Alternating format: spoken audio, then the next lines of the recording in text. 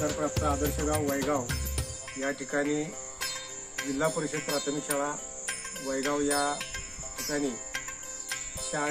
शाळेसाठी परसबाग निर्मिती करण्यासाठी ज्या परसबागेतील फळभाज्या असतील पालेभाज्या असतील यांचा उपयोग शालेय पोषण आहारामध्ये करून मुलांचं आरोग्य सुधारण्यासाठी आणि सदृढता येण्यासाठी या पालेभाज्यांचा उपयोग केला जातो।